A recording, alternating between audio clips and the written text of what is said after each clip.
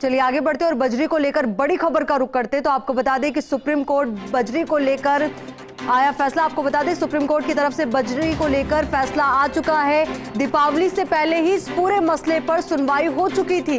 अब जिस फैसले का इंतजार था वो फैसला आया है और बड़ी राहत के तौर पर इसे देखा जा रहा है और कहा यह भी जा रहा है इस फैसले के आने के साथ ही राजस्थान में बजरी सस्ती होगी। तो बजरी को लेकर बड़ी खबर है। सुप्रीम कोर्ट की तरफ से बजरी को लेकर फैसला आया है और अपने आप में बेहद महत्वपूर्ण ये फैसला, क्योंकि इंतजार यही था कि फैसला आए और दीपावली से पहले इस पूरे मसले पर, इस पूरे मामले पर सुनवाई हो चुकी थी। पूरी इंतजार था फैसले का। फैसला सुप्रीम कोर्ट ने अपने पास सुरक्षित रख लिया था। अब दीपावली के बाद इस पूरे मामले पर फैसला आ चुका है सामने और यही कहा जा रहा है कि इस फैसले के साथ ही बजरी सस्ती होगी।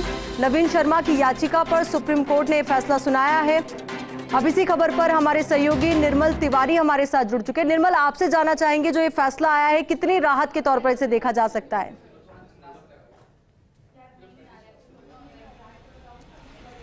निश्चित तौर पर आयुषी बहुत बड़ी राहत है। और देखिए, लगातार फर्स्ट इंडिया न्यूज़ पिछले 4 साल से, जब से प्रदेश में वैध बजरी खनन बंद हुआ था, सुप्रीम कोर्ट ने नवंबर 2017 में प्रदेश के अंदर बजरी खनन पर रोक लगा दी थी। उसके बाद से ही प्रदेश की जो 82 बड़ी लीज थी बजरी की, वो बंद कर दी गई थी। और उसके बाद जो काला कारोबार शुरू हुआ बजरी का, निश्चित तौर पर उसने झकझोर के रख दिया था राजस्थान की जनता को।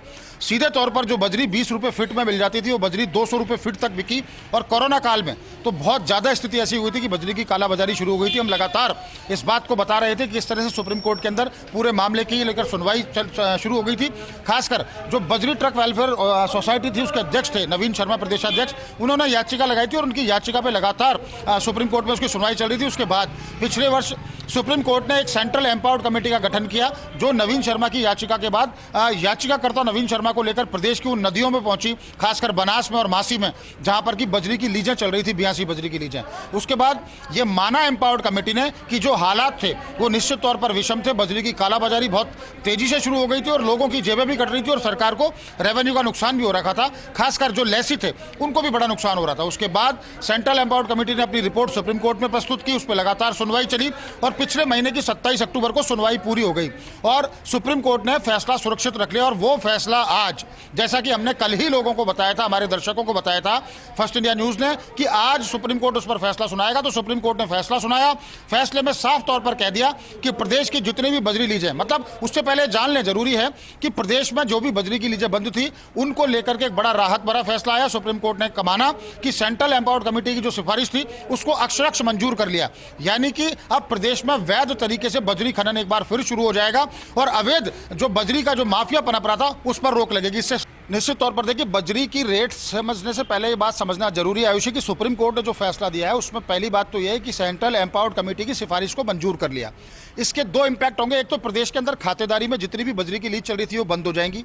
दूसरा, सेंट्रल एम्पावर्ड कमेटी को 8 सप्ताह का इस बात के लिए समय दिया है कि जो जुर्माने का प्रावधान कर रखा था अवैध बजरी खनन को लेकर के, उसको नए सिरे से तैयार किया जाए कि जुर्माने के प्रावधान किस तरह को, जिसको लेकर राज्य सरकार को आपत्ति थी। फिलहाल हमारे साथ खुद याचिकाकर्ता नवीन शर्मा जुड़ गए, जो लगातार पिछले 4 साल से इस बात के लिए संघर्ष कर रहे हैं कि प्रदेश के अंदर वैध तरीके से बजरी खनन शुरू हो। नवीन जी, पहले तो आपको बधाई, सुप्रीम कोर्ट ने आपकी जितनी भी दलीलें थी उनको स्वीकार किया। अब क्या रहेगा आगे का सिनेरियो? आगे का सिनेरियो ऐसा है कि जैसे अब आदेश आज आ जाते हैं शाम तक, जैसे विस्तृत आदेश आ जाएंगे, उसके बाद उसके अध्ययन के बाद पता लगेगा वैसे तो। लेकिन जहाँ तक है, राजस्थान के अंदर वैध बजरी खनन कार्य वापस से चालू हो जाएगा और राजस्थानी नदियों में जो खनन कार्य बंद पड़ा था वो चालू हो जाएगा। प्रदेश की जनता को जो 4 साल के लिए महंगी दरों पर अवैध माफियाओं से जिस तरीके से बजरी खरीदनी पड़ रही थी, उससे एक छुटकारा मिल जाएगा। प्रदेश की जनता को सस्ती दरों पर सुलभ और अच्छी क्वालिटी की बजरी उपलब्ध होना चालू हो जाएगा। प्रदेश की जनता को और मजदूरों को एक रोजगार मिलेगा और प्रदेश के अंदर रेवेन्यू की एक, गवर्नमेंट को भी एक रेवेन्यू कलेक्शन बढ़ेगा। नवीन जी, एक बड़ा अहम सवाल है कि 4 साल के अंदर एक कालाबाजारी बजरी की इस लेवल पर शुरू हो गई थी कि न केवल नदियों को छलनी कर दिया, पर्यावरण लड़ाई जबकि पर्यावरण की थी शुरू से भी। जो याचिका जो सुप्रीम कोर्ट ने जिस मामले में बंद किया था वो भी पर्यावरण का मामला था। अब क्या, जैसे कि सायला, कोटड़ी और जालोर को शुरू किया, क्या उसी तरह 13 महीने 5 दिन की जो नॉन डाइज पीरियड है उसके लिए लीजें शुरू हो पाएंगी या उसके अलावा भी? हाँ, जैसे 13 महीने 5 दिन, जिस लीजों, अलग अलग लीजों का टाइमिंग थोड़ा बहुत फर्क आ सकता है, लेकिन जिनका जो समय बाकी बचा है उस समय के लिए उनको वापस से लीजें उनकी वो लागू इफेक्ट में आ जाएगी और उनमें खनन कार्य चालू हो जाएगा। खातेदारी की क्या स्थिति रहेगी? खातेदारी जो 5 5 किलोमीटर के दायरे में, नदी से 5 किलोमीटर के दायरे में जो खातेदारी लीजें उनको तुरंत प्रभाव से बंद कर दिया गया है, जैसा कि सीईसी ने रिकमेंडेशन की थी, उन सभी को मान लिया गया है। खातेदारी लीजें एक्चुअल में तो राजस्थान में देखा जाए तो बहुत कम खातेदारी ऐसी लीजें थी जिनके अंदर बजरी डिपॉजिट था। अन्यथा इन खातेदारी लीजों को लेकर के खातेदारों द्वारा इनके रवन्यों का मिसयूज करके अवैध खनन माफियाओं को इनको सपोर्ट किया जा रहा था, जिससे अवैध खनन माफिया राजस्थान में इतने फल फूल गए थे कि प्रशासन को और किसी भी जिसको कहा जा सकता है कि व्यवस्था को कोई मान ही नहीं रहे थे। उनका बहुत बड़ा एक तांडव चालू हो गया था राजस्थान में, उसका एक खात्मा हो जाएगा। नवीन जी, एक अहम सवाल और है कि सुप्रीम कोर्ट ने आज के फैसले में कहा है कि जो जुर्माने को ले राज्य सरकार ने आपत्ति की थी, या जिस तरह का जुर्माना लगाया जाता था जो अवैध जो बजरी परिवहन कर रहे थे, जो जितने भी वाहन थे, वो क्या इशू है और उसमें 8 सप्ताह का समय दिया, तो उसके बाद की क्या स्थिति रहने वाली? स्थिति ये है कि जो सीईसी ने रिकमेंडेशन की थी 10 लाख रुपए पर व्हीकल और क्या नाम से 5 लाख रुपए पर क्यूबिक मीटर के हिसाब से, इस हिसाब से इन्होंने कुछ जुर्माने का प्रावधान करने का रिकमेंडेशन की थी सुप्रीम कोर्ट को, जिसको उन्होंने अध्ययन किया, लेकिन उसमें कुछ उनको खामियां नजर आई थी। और हमने भी कुछ उसमें एक ऑब्जेक्शन हमने भी ये कहा था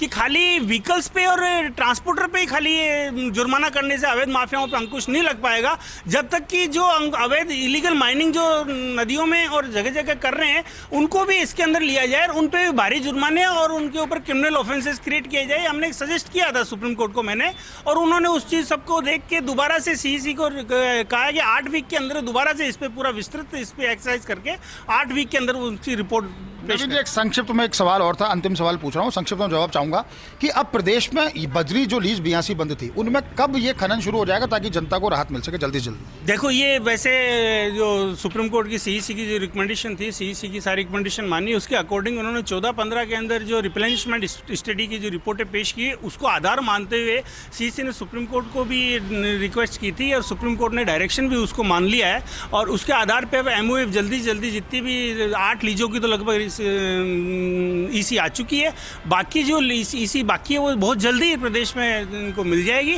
और उसके बाद बहुत जल्दी प्रदेश में नदियों में खनन कार्य चालू हो जाएगा। तो देखिए, सीधे तौर पर आयुषी की बहुत बड़ी राहत की बात है, और आज की इससे बड़ी खबर नहीं हो सकती कि प्रदेश के अंदर वैध तरीके से बजरी का जो खनन 4 साल से बंद था वो एक बार शुरू होगा फिर, और जनता को राहत मिलेगी। जो निर्माण कार्य अटके पड़े थे, सरकारी स्तर पर भी बहुत सारे निर्माण कार्य थे, केंद्र और राज्य सरकार की विभिन्न योजनाएं थी, उनके निर्माण कार्य अटके पड़े थे, अब उनको बजरी भी मुहैया होगी। और जितने भी लैसी थे उनको भी एक 13 महीने या 13 महीने 5 दिन का जो नॉन डाइस पीरियड के अंदर जो खनन कर सकते हैं, जो पिछला उनका समय शेष था उसके अंदर वो खनन भी कर सकेंगे। तो निश्चित तौर पर नवीन शर्मा और उन तमाम लोगों को बधाई के पात्र है कि उन्होंने लगातार सुप्रीम कोर्ट में इस बात की जंग लड़ी और ये सुप्रीम कोर्ट को बताने के प्रयास किए कि हाँ, प्रदेश के अंदर वैध बजरी खनन शुरू क्यों किया जाना चाहिए।